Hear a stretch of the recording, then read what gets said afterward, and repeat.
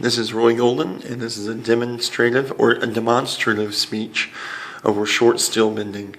Here's my lovely audience member. So, got a piece of steel. It's pretty real. Today, I'll be talking about short steel bending and how to actually perform the feat yourself. This is important to you because short steel bending is not only an impressive feat of strength, but also a way to strengthen parts of your body that are not normally trained in other manners. The three main things that I'll cover when it comes to short steel bending will be material needed, benefits of bending, and finally, the techniques needed to actually bend a piece of short steel. For the first point, let's talk about materials needed for bending. Now, right here what I have is a piece of, it's a 1/4 inch width, about 6 inches long, cold rolled steel. And I actually purchased this from an online website called ironmind.com. So you can buy it from websites like that, or you can actually go to hardware stores and get hex bolts and buy them 1/4 inch, 5/16, however big you want to get. You can buy different grades, so there's, I think, grade 3 is like normal, and then grade 5, which is considerably more difficult, and grade 8, which is very difficult.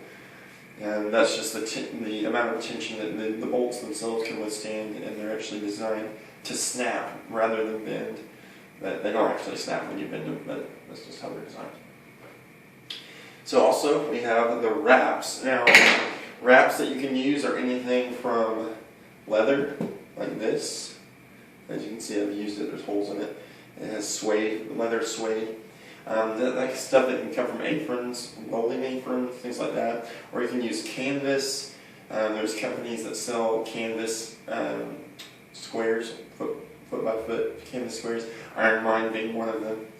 And then finally, having rubber bands kind of helps keep the wraps together once you've wrapped them onto the steel. And you can find stuff like this around maybe a welding shop, or if you go to craft stores or pawn shops, they'll sometimes have leather and stuff like that. So yeah, and like hardware stores like Lowe's, Home Depot, that's where you can find steel to bend.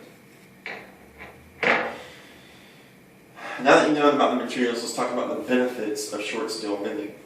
So there's actually several benefits, but I'll just name a couple. It actually builds enormous tendon, ligament, and muscular strength in the lower arms, especially in the wrists and parts of the hand. So now that also depends on the technique. If you do something called a double overhand technique, which I'll demonstrate those later, you're actually using a lot of your back and shoulder as well. You can also improve muscular endurance and explosiveness in ways that you wouldn't be able to do with other forms of exercise. Not to this degree, at least, because the amount of explosiveness and power it takes to actually do it is quite considerable. Not to mention the endurance it takes to actually bend the steel as well. And also, something that is very unique to short steel bending is it will strengthen your mental fortitude. An exercise for not just the body, but also the mind. Bending a piece of steel is gratifying. It's conquering something that's supposed to be stronger than you, and so it just really builds up that mental strength. So we've covered the benefits and we've covered the materials. So let's go and continue by the technique of bending. So commonly used techniques of bending, there's 3 primary techniques. There's double overhand, which I mentioned before, so you have both hands over the top like that. You have double underhand like this, right? And then you have something called a switch grip or reverse grip. So you have one hand over the top, one hand under, and you're actually going to bend the steel back like that. So those are the 3 primary techniques. Something that's probably equally as important, because you can't really bend steel without doing this, is wrapping the steel. I'm going to try to really focus on that one at a time. So you take the steel, you put it about 1/3 of the way through the wrap, and you just start wrapping it as tight as you can. Now, some people will throw their foot up and make it stretch tight, which is actually really beneficial, but I don't really have time to make it like that, so I'm just going to try to be really quick. Just trying to be quick. So wrapping it, just like that. So you just roll it up real tight, and then what some people do, they'll throw a rubber band on it, just like that. And they'll just make the rubber band real tight, if I can.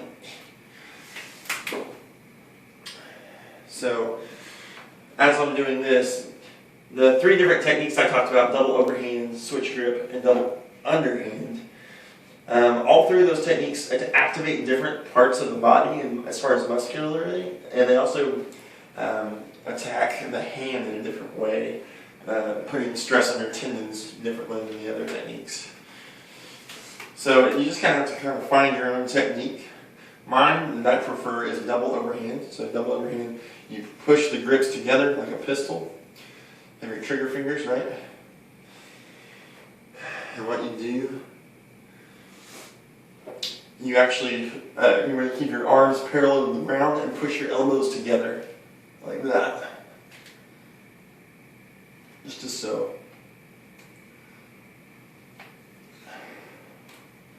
Just like that.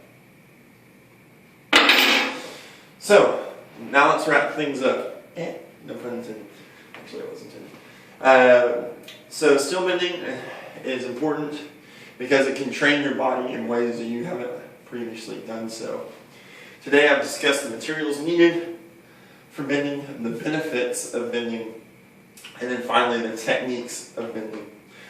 My call to action is now I'd like to urge you to take what you've learned and try to bend your first piece of steel. Thank you.